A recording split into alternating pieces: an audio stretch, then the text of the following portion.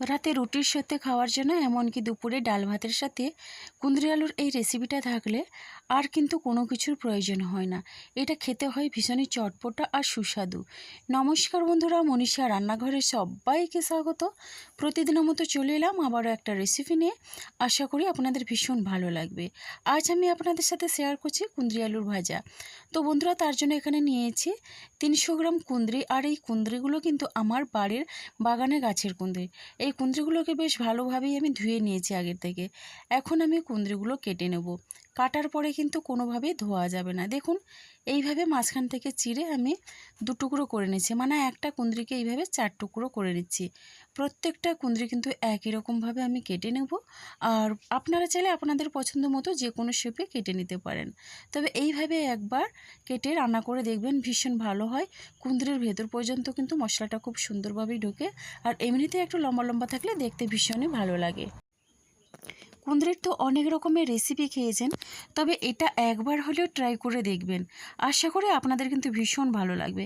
এমনকি অনেক বাচ্চা কিন্তু কুঁদরি খেতে চায় না, তাদেরও এইভাবে রান্না করে দিলে কিন্তু ভীষণই তৃপ্তি করে খাবে। ছোট বড় সবার ভীষণই পছন্দ হবে।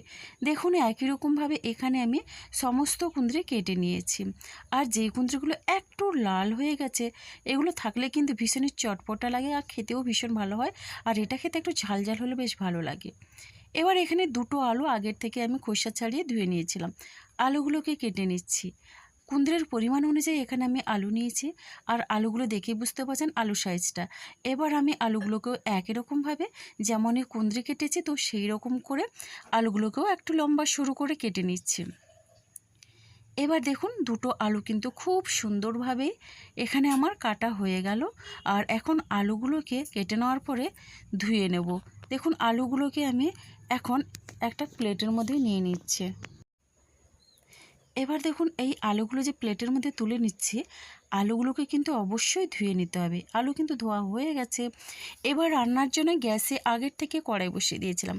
কড়াইটা বেশ ভালোভাবে গরম করে নিয়ে এখানে দিয়ে দিচ্ছি কিছুটা পরিমাণে সাদা তেল। তেলটাকেও বেশ ভালোভাবে গরম করে নিতে হবে। এবার দেখুন, আমি এখন তেলটা গরম করে নেওয়ার পরে ফোড়নে দিচ্ছি একটা শুকনো লঙ্কা। আর এখানে আমি দিয়ে দিচ্ছি দেখুন কালো জিরে, খুবই সামান্য পরিমাণে দিয়ে দিলাম কালো জিরে। এখন একটু নাড়াচাড়া করে নিচ্ছি। ফোড়নটা একটু হালকা করে ভাজা হয়ে গেছে। এবার এখানে 3 থেকে 4 কোয়ার মতো রসুন দিয়ে দিচ্ছি। তো রসুনটাকে এইভাবে কুচি কুচি করে কেটে নিয়েছিলাম। আর এখানে দিয়ে দিচ্ছি একটা মাঝারি সাইজের পেঁয়াজ কুচি। এখন আমি পেঁয়াজ কুচি দিয়ে বেশ ভালোভাবে নাড়াচাড়া করে নিচ্ছি। পেঁয়াজটা প্রথমে একটু হালকা করে ভেজে নিতে হবে। আপনারা অনেক রকমভাবে কুঁদরি ভাজা করেন, তবে এইভাবে একবার হলে ভেজে দেখবেন, ভীষণই খেতে ভালো হয়। একই রকম রেসিপি একটু পদ্ধতি চেঞ্জ করে রান্না করলে খেতে দারুণ লাগবে। এবার এখানে আমি দিয়ে দিচ্ছি কেটে রাখা আলু। আলুটা দিয়েও বেশ ভালোভাবে নাড়াচাড়া করে নিচ্ছি। দুপুরে যদি ডাল ভাতের সাথে কুঁদরি আলুর এই রেসিপিটা থাকে বন্ধুরা, খাওয়াটা কিন্তু জাস্ট জমে যায়, এমনকি রুটি পরোটার সাথে। এখন আমি একটু নাড়াচাড়া করে নিয়ে দিয়ে দিচ্ছি কুঁদরি। কুঁদরি দিয়েও একই রকমভাবে আলুর সাথে নাড়াচাড়া করে মিশিয়ে নেব। এই রান্নাটা কিন্তু ঝটপট তৈরি হয়ে যায়। এবারে দেখুন, এইভাবে মিডিয়াম ফ্লেমে কিছু সময় ধরে নাড়াচাড়া করে নিতে হবে।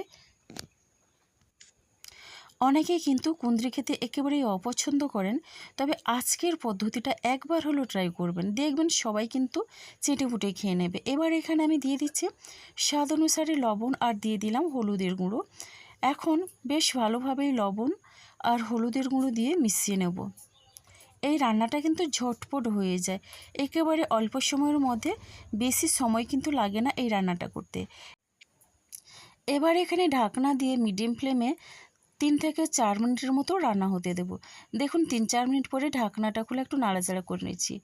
কুঁদরির কালারটা কিন্তু চেঞ্জ হয়ে গেছে, সেই সাথে আলু আর কুঁদরিও অনেকটা পরিমাণে কিন্তু সেদ্ধ হয়ে গেছে।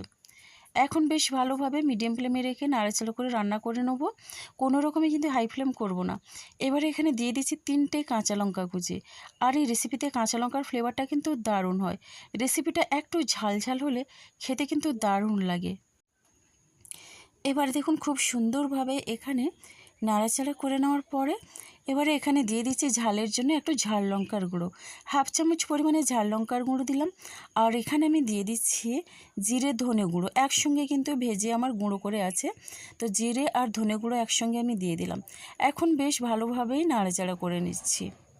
মশলাটা কিন্তু আপনারা আপনাদের পছন্দের মতো ব্যবহার করতে পারেন, তবে যদি একটু জিরে আর ধনে গুঁড়ো দেন দারুণ হয় খেতে। এখন দেখুন এইভাবে কিছু সময় ধরে নাড়াচাড়া করে নিয়ে ঢাকনা খোলা অবস্থায় কিন্তু আমি ভেজে নেব। আর খুব সুন্দরভাবেই ভাজা হয়ে গেছে, দেখেই বুঝতে পারছেন। এই রকম ভাজা ভাজা শুকনো কুঁদরি আলুর তরকারি কিন্তু ভীষণই ভালো হয় খেতে। রেসিপিটা ভালো লাগলে লাইক, কমেন্ট, শেয়ার এবং সাবস্ক্রাইব করে আমার পাশে থাকবেন। এবারে দেখুন এই রেসিপিটা একটু চটপটা করার জন্য একটু আমচুর পাউডার খুবই সামান্য পরিমাণে দিলাম। এখন আমি দিয়ে দিচ্ছি ধনেপাতা কুচি। নামানোর আগেই দিয়ে দিতে হবে ধনেপাতা কুচি। ধনেপাতা কুচি দিলে কিন্তু ফ্লেভারটা দারুণ হয়।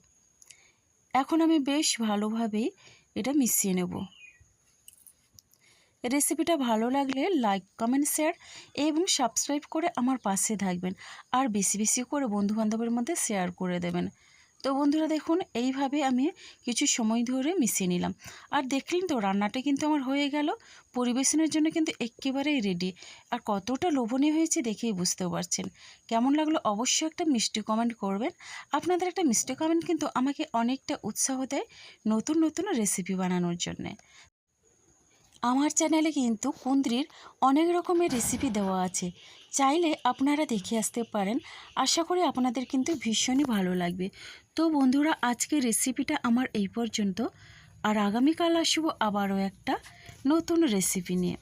আপনারা সবাই সুস্থ থাকুন, ভালো থাকুন। অসংখ্য ধন্যবাদ আর অনেক অনেক ভালোবাসা রইল। তাহলে বন্ধুরা আজকের মতো সবাইকে টাটা।